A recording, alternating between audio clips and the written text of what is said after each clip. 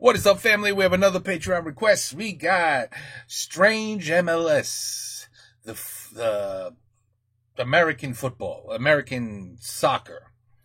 L'étrange MLS, le football l'américain. Bon. So yeah, I guess our football is strange compared to your football. Is that what he's saying? C'est comment le foot aux United States of America? Yo, bro, why you gotta say it like that, huh? Why you gotta say it like that? You can't just say, it is American. Why you gotta say, anti-American? You know what? You know, what's up with that? Huh? You wanna go, bro?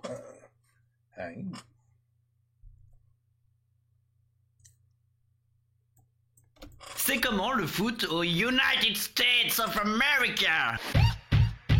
Ces dernières années, on entend de plus en plus parler de la MLS, la Major League Soccer, depuis notamment que les clubs se mettent à recruter des stars, avec par exemple évidemment l'Inter Miami qui s'est récemment offert une des plus grandes stars de l'histoire, à savoir Corentin Jean, qui a joué 8 matchs avec l'équipe de France Espoir entre 2015 et 2000. That guy could play some tennis. He could play some tennis.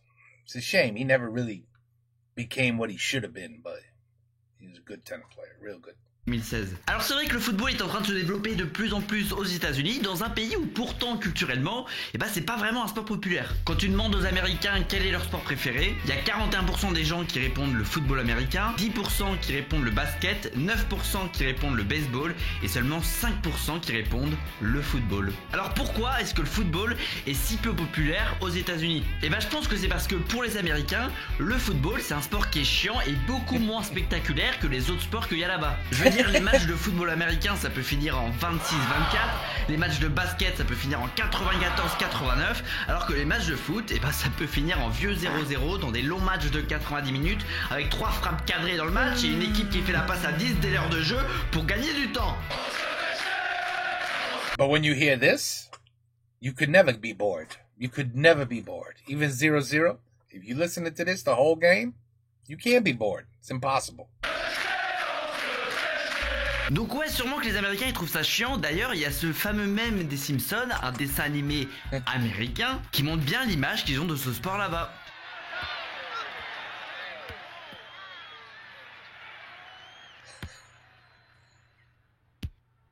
Boring. Halfback passes to the center.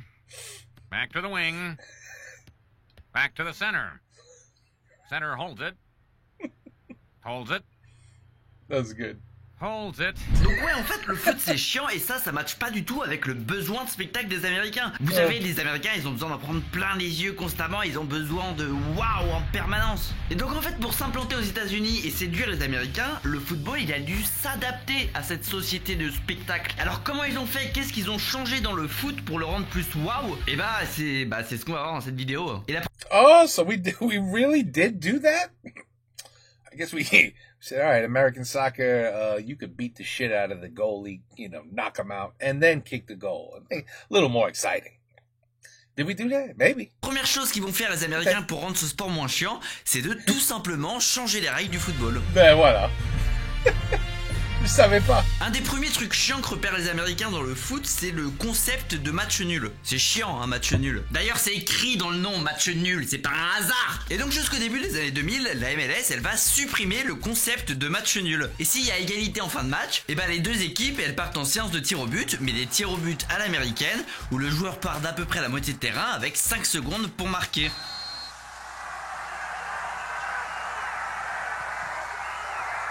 I would assume they always score. Oh, c'est trop mignon, c'est le challenge qu'il y a à la mi-temps des matchs de Ligue 1 là, avec les gamins. C'est vrai que la première fois que j'ai entendu parler de tir au but américain, je m'attendais à un truc plus badass quoi.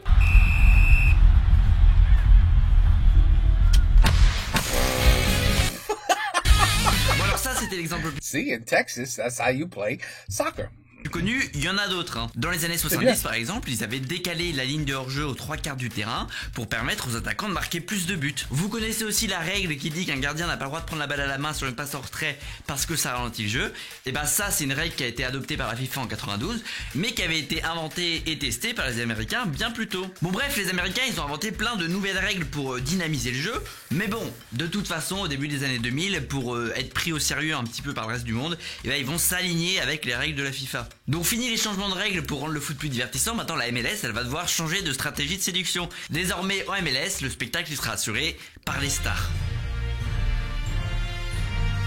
Jusqu'en 2007, comme elle génère pas assez d'argent, et bah la MLS elle fait en sorte de pas vivre au-dessus de ses moyens et donc elle met en place un plafond salarial qui empêche les clubs de recruter des stars. Sauf que bon merde, les États-Unis c'est quand même le pays du showbiz, c'est Hollywood et toutes ces stars, c'est les célébrités, en veux-tu en voilà. Bref, les supporters américains à un moment va bien falloir leur donner du people. Et donc à partir de 2007, la MLS elle va commencer à être un petit peu plus souple pour permettre aux clubs de recruter quelques stars en fin de carrière. Et donc c'est à partir de là qu'on va voir débarquer Beckham, Thierry Henry, Juninho, Kaka, Lampard, David Villa, Pirlo, Ibrahimovic, Rooney, Higuaín, Matuidi, Messi, Gareth Bale, Busquets, Suarez, Alba, Insigne. Messi, c'est qui Messi? I think I heard of that name before. Messi. J'ai oublié ce nom. It sounds familiar though. Lloris, Giroud, etc., etc. Alors toutes ces stars, c'est cool pour séduire le public américain et ça marche super bien. Hein. Y a qu'à voir comment Messi remplit les stades dans tout le pays depuis qu'il est arrivé à Miami. Donc ouais, la MLS mise vachement sur ses stars. D'ailleurs chaque été, elle organise un truc assez insolite. Hein. Elle organise le MLS All Stars, qui est un match amical entre une équipe de prestige, genre le Real Madrid, Arsenal ou la Juve, et un 11 de toutes les stars de la MLS. Et c'est vrai qu'un 11 de stars de la MLS, et ben ça a la gueule. Hein. Ça, c'est celle qu'on pourrait avoir par exemple au moment où sort cette vidéo. Je kifferais qu'un MLS All Stars un jour affronte un Ligue 1 All Stars. Ça pourrait être sympa. Et enfin avec Giroud et Luis Suarez.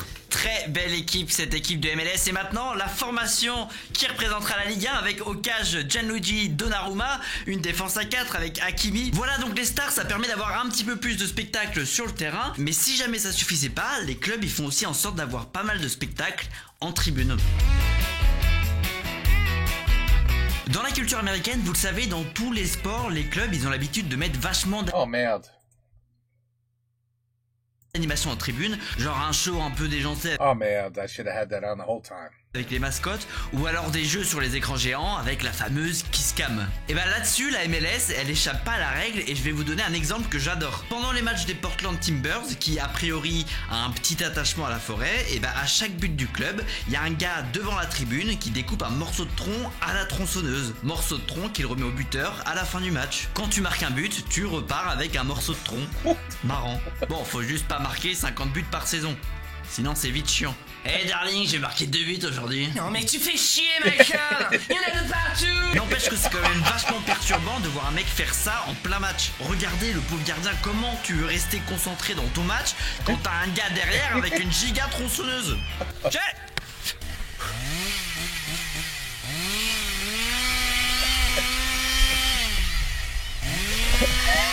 Alors il y a aussi un truc très américain dans les tribunes là-bas, c'est les écrans géants. Des écrans géants qui servent à diffuser les images du match, les animations, genre les kiss cam, et des publicités. Des publicités à l'américaine évidemment, comme celle-là par exemple. NordVPN.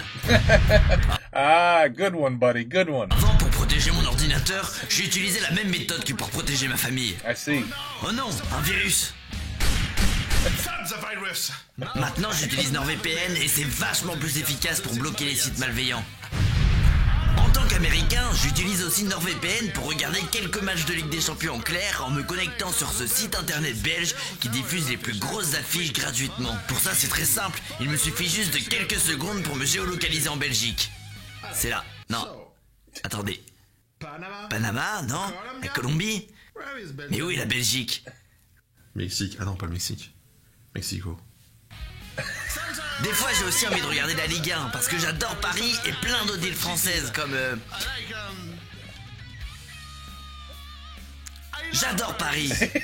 Alors pour regarder la Ligue 1, je me connecte depuis le Mexique sur la chaîne YouTube Caliente TV. Comme ça permettra aux Mexicains de gagner un petit peu plus d'argent, argent avec lequel ils pourront enfin construire un mur entre nos deux pays. Alors n'attendez plus et téléchargez NordVPN. En plus, avec le lien en description, vous avez 4 mois offerts pour tout abonnement de 2 ans. Bon allez, je vous laisse, il faut que j'aille tirer sur les tornades. I gotta shoot some tornadoes. Bon, voilà pour les tribunes américaines. Bon. Maintenant, on va se pencher sur ce qui fait vraiment la spécificité du championnat américain.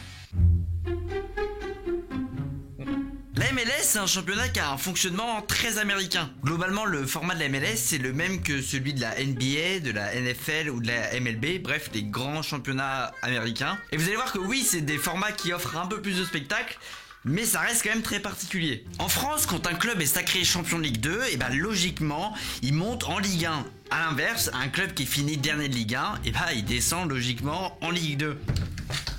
Non, on fait pas ça. Non. Non.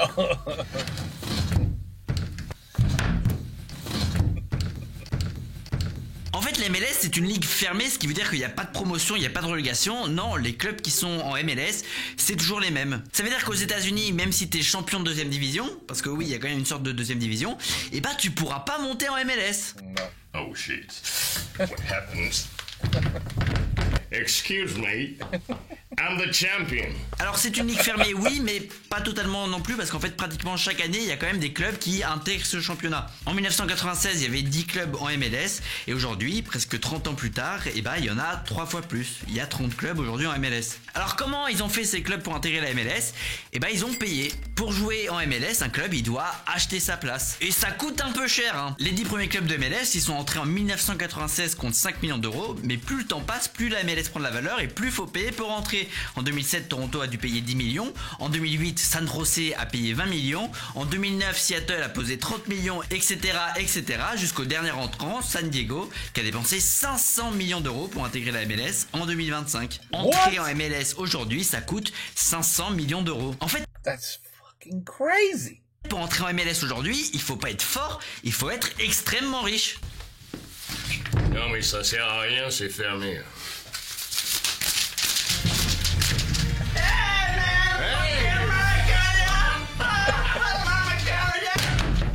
Shit. Du coup, ouais, c'est l'argent qui décide de qui jouera en première division. Et résultat, en MLS, on se retrouve avec une tripotée de clubs qui n'ont pas d'histoire, qui n'ont pas de mérite et qui ont juste énormément d'argent. L'Inter Miami de David But then, so they spend a lot of money and they lose. They lose right away because they suck, right? Beckham, par exemple, c'est un club qui est né en 2020 seulement et qui est né directement en MLS. Waouh, bravo, belle histoire, ça a chier. Vous voyez ce gosse? Eh ben, il est plus vieux que la meilleure équipe des États-Unis. Bon, voilà pour ce triste format de ligue fermée. Maintenant, comment ça se passe une saison de MLS? Bon, déjà, faut savoir que sur les 30 équipes, on a 27 équipes états-uniennes et 3 équipes canadiennes, à savoir Vancouver, Toronto et Montréal. Ouais, 3 équipes canadiennes qui se retrouvent dans le championnat des États-Unis. Sûrement parce qu'encore une fois, les Américains sont nuls à chier en géo. Mais comment ça, 3 équipes canadiennes? No, no, no. Ça, c'est Only USA. You wanna get to go. I don't want a friend to go. Bon, donc 30 équipes dans une seule division, ça fait beaucoup. Et donc la MLS, elle est coupée en deux. D'un côté, la conférence Ouest, de l'autre, la conférence Est. Ce qui veut dire qu'à la fin de la saison régulière, on a 2 classements, un pour l'Ouest et un pour l'Est. À partir de ces 2 classements, on va passer à une deuxième phase, une phase de play-off. En gros, les 8 premiers de chaque division, ils entrent dans une sorte de mini-compétition de 4 matchs, à la fin de laquelle on a une super finale entre les représentants des 2 conférences pour enfin désigner le grand vainqueur de la MLS. Alors l'avantage de ce format, c'est qu'il rend les fins de saison beaucoup plus excitantes. Parce que chaque saison en MLS, il faut attendre la finale et donc le tout dernier match pour enfin connaître le champion. Alors que dans un format de ligue plus classique comme on a en France, eh ben on peut connaître le champion à 3-4 journées de la fin s'il a assez de points d'avance. En 2016 par exemple, le PSG, il a été sacré champion dès le mois de mars à 8 journées de la fin. C'est chiant. Donc oui, en fait, en termes de spectacle, ce système de play-off, il est plutôt pas mal. Mais alors moi, ce qui m'embête, c'est qu'encore une fois, on va privilégier le spectacle au détriment du mérite sportif. Je m'explique avec un exemple concret. En 2021, ça c'est le classement des deux conférences après les 34 journées de la saison régulière qui a été remportée, vous le voyez, par Colorado Rapids et New England. On est d'accord qu'en termes de mérite sportif, c'est une de ces deux équipes qui devrait être sacrée championne. Sauf que maintenant, on rentre dans la phase de playoff qui va durer 4 petits matchs seulement. Phase de yeah, you could lose in the playoffs and that's it. Goodbye. playoff à l'issue de laquelle les deux équipes qui se qualifient pour la finale sont Portland et New York. Voilà. Si on fait un classement unique avec les deux conférences, on a donc une finale entre le 7e et le 8e, Oui. finale que va remporter New York. Ils ont remporté la MLS en terminant 8e avec 22 points de moins que le champion de la saison régulière. Au final, qu'est-ce que ça veut Yeah, that is kind of stupid. If you think about it, that is kind of stupid. But it happens in football too. You could have a team that's 14-2 playing a team that's 8-8. And the team that's 8-8 knocks the team of 14-2 out. And shit, remember the New York Giants when they beat the New England Patriots? Look at their record versus the Patriots' record. Yeah, that's the way it works, people. Well, that was the championship, but had that been, you know, I don't know, in the beginning of the playoffs, they somehow met that way, oh yeah, Patriots would have been gone. That's it. Yeah, I guess it is kind of stupid if you think about it. veut dire? Eh ben ça veut dire qu'en MLS, ça ne sert à rien de finir premier de la saison régulière puisque les 8 premiers sont qualifiés pour les playoffs. Tu Ouais. fais pépouze pendant 34 journées et juste t'assurer le top 8. Enfin, mais c'est nul. Même Zlatan à l'époque quand il y jouait, il trouvait que He's c'était right, nul à he's right. chier comme concept. I think the system is shit. You just need to make the playoff, win the playoff, and that's it. So it doesn't matter if you lose or win. Bon bref, vous l'avez compris, j'aime pas du tout le format de la MLS parce qu'entre cette ligue fermée payante et le système de playoff, eh ben ça laisse très peu de place au mérite sportif. La MLS c'est du spectacle avant tout. C'est à vomir. Après, il y a quand même un truc qui est bien dans cette recherche permanente du spectacle, c'est qu'à force de vouloir toujours plus de suspense, eh ben la MLS elle a fini par créer le championnat le plus équilibré du monde. Alors juste avant de continuer les gars, est-ce que vous pouvez m'aider à ouvrir cette porte s'il vous plaît? J'arrive pas à l'ouvrir, je suis coincé. C'est une manière un peu créative de vous demander de vous abonner s'il vous plaît, ça prend quelques secondes. En plus cette porte va coûter 300 balles. Évidemment celle-là vous allez la retrouver dans les prochains épisodes de Remontada. Bref, on parlait de quoi? Le championnat le plus équilibré du monde. Ce qui m'énerve avec le football européen, c'est qu'il y a un tel écart de niveau entre nos équipes que finalement chaque année c'est toujours les mêmes qui remportent le championnat. Si on regarde les champions des 5 grands championnats sur les 10 dernières saisons, et bah ouais, effectivement il y a assez peu de diversité. C'est toujours les mêmes.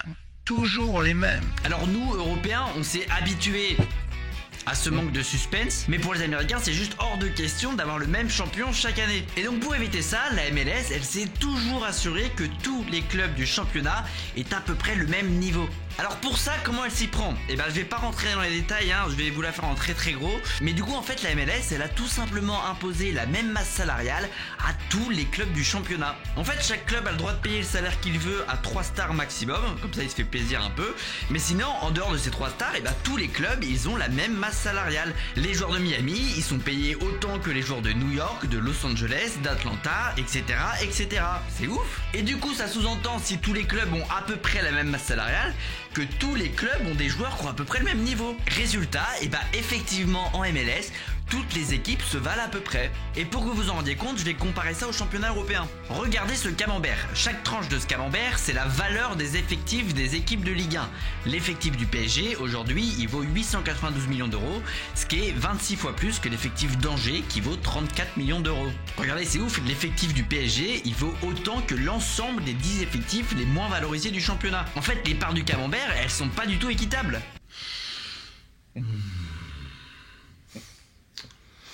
C'est dégueulasse. Alors ça c'est pour la Ligue 1, maintenant si on regarde du côté d'Allemagne, et bah on se rend compte que c'est à peu près la même chose. Es ist eine Ostenscheiß. Maintenant, jetons un œil à notre camembert américain. Camembert qui ressemble à ça. Waouh, c'est joli. Regardez toutes les tranches du camembert, elles font à peu près la même taille, ce qui veut dire que tous les effectifs de MLS, ils valent à peu près la même chose. Résultat, alors qu'on a toujours les mêmes champions en France et en Allemagne, et en MLS, sur les 10 dernières saisons, on a eu 8 champions différents. Et sur cette période, aucun club n'a remporté le championnat 2 fois d'affilée. Et ça, c'est hyper fort de la part de la MLS. Les gars ont réussi à créer un championnat hyper incertain où pratiquement toutes les équipes sont des candidates potentielles au titre. Donc en fait, ouais, je trouve qu'en termes d'équité sportive, le découpage du camembert américain, il est beaucoup plus intéressant. Ce qui est quand même un comble pour un pays dans lequel le camembert est interdit. Oui, le camembert est interdit aux États-Unis. Trop What? dangereux pour la santé. I have to verify that. Because I get brie. Brie, c'est à peu près la même chose, brie, non? I'm sorry. I just pissed off so many of you. Okay, but we're allowed to have brie. So I don't know about that. I don't know. When was this video made? I have to verify that. Maybe it's too dangerous for your health. The United States doesn't give two shits about if food is healthy or not. Les Américains. Oh shit, what the fuck is that? Mets-le par terre, c'est dangereux! Man, what the fuck? C'est quoi? Tu le mets par terre? You fucking put it down, man! Bon voilà, je pense que j'ai fait un peu le tour de toutes les spécificités du football à l'américaine. Des spécificités qui lui ont permis de s'adapter à la société américaine. Et donc ouais, d'être de plus en plus populaire aux États-Unis, d'attirer de plus en plus de monde, de remplir les stades de plus en plus. Et en plus, avec la Coupe du Monde 2026 organisée en partie aux United States, et bah a priori, le soccer a de beaux jours devant lui. Il est sur une belle dynamique. Et alors ce qui est marrant avec cette histoire, c'est qu'en parallèle en Europe, et bah la tendance a pas vraiment l'air d'être la même. En ce moment, je sais pas si vous voyez sur Twitter ou plus largement dans les médias, on parle beaucoup de la lassitude qu'on a à l'égard du foot ou du désintérêt des plus jeunes pour ce sport qui préfèrent consommer du contenu plus divertissant. Et donc le football européen, qu'est-ce qu'il commence à faire? Eh bien il commence à s'inspirer de la MLS pour lui aussi devenir plus divertissant. Alors pour l'instant, on chope pas les meilleures idées, hein. Je pense à l'horrible projet de Super League, qui est un projet de ligue fermée sûrement inspiré du format américain. Je pense à la Ligue 2 qui a apporté l'horrible système de play-off, ou encore au championnat belge qui est lui aussi tombé dans cette immonde merde anti-sportive. Alors dans l'animation de nos tribunes aussi, on sent que les clubs européens ils commencent à s'imprégner de cette culture américaine. Je pense aux shows lumière d'avant-match qu'on a en Ligue 1, ça par exemple c'est très américain, ou je pense à Nice qui fait voler un aigle dans son stade avant les matchs. Ça aussi c'est fucking badass américain comme concept. J'ai un aigle sur mon logo, et ben je vais en libérer un dans le stade. Badass. Heureusement Badass. que Lyon We fait just watched Badass. McFly. pas pareil. Non, Simba, reviens. Simba, tu reviens là. Oh non, lâche. Tu lâches la tête du monsieur. Voilà, bon, écoutez, dites-moi ce que vous pensez de cette influence américaine sur notre football. Peut-être d'ailleurs que vous n'êtes pas du même avec moi. J'en parlais à Léon juste avant de tourner cette vidéo. Lui, il aime bien le système de play-off. Et il trouve que ça amène à un truc. Léon est débile. En même temps. C'est vrai, Léon, t'es pas... Ah mais quand tu... Non mais par rapport à une moyenne française. Voilà, donc ouais, il y a peut-être quelques idées à aller choper aux États-Unis. Il y a peut-être quelques idées aussi à aller choper dans d'autres pays. Alors à quel pays on s'intéresse pour la prochaine?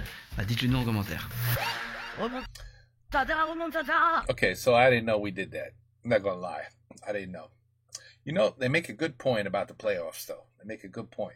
But with that system, we had, I think the Dallas Cowboys won like 4 years in a row. The Patriots won like 6 years in a row. It was never a 3P. Wait a minute. I'm sorry.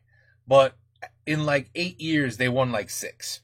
But they were never able to actually win 3 in a row.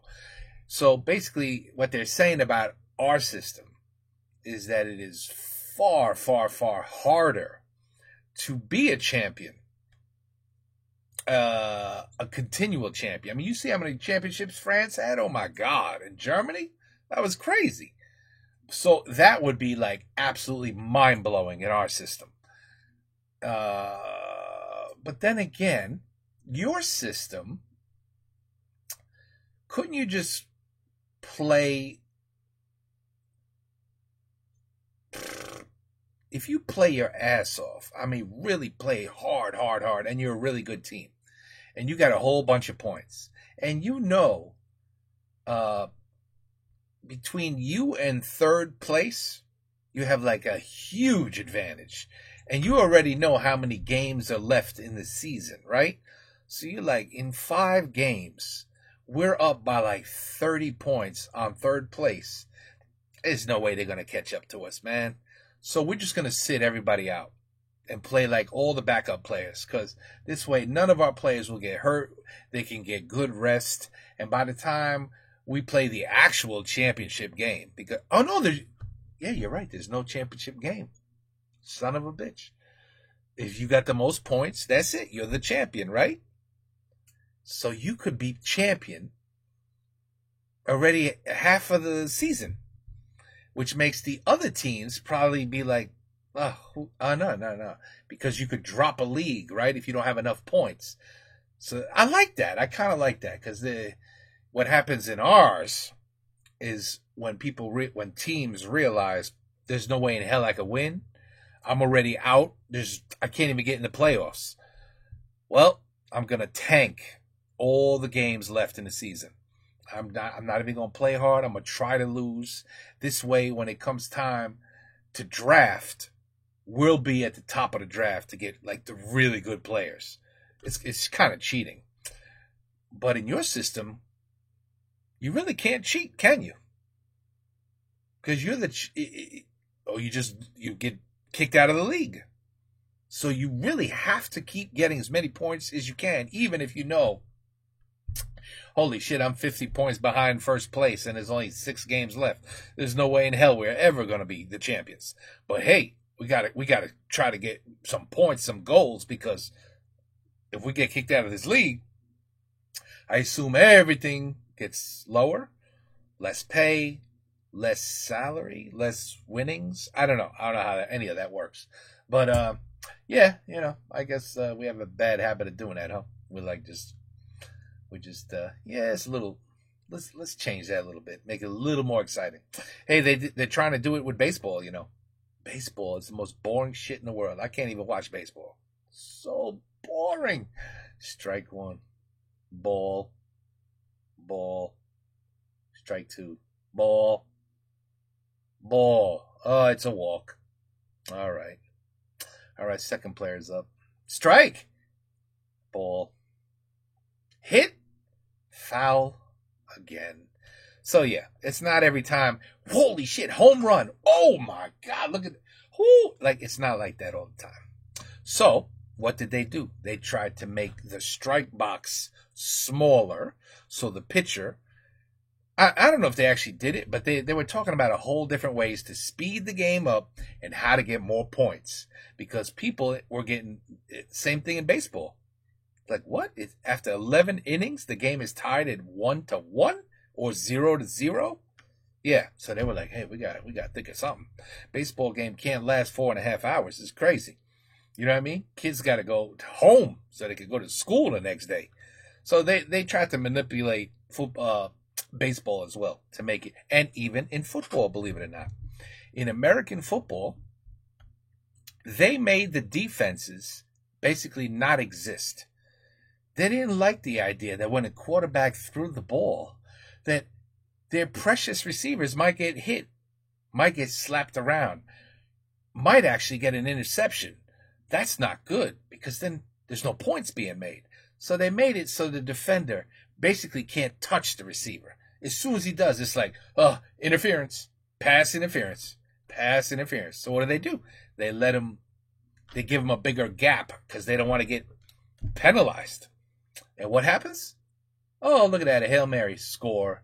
Oh, look at that, short pass to the left, score. And now you have football games going like 42-38, 45-35. Like, oh, that's what we want.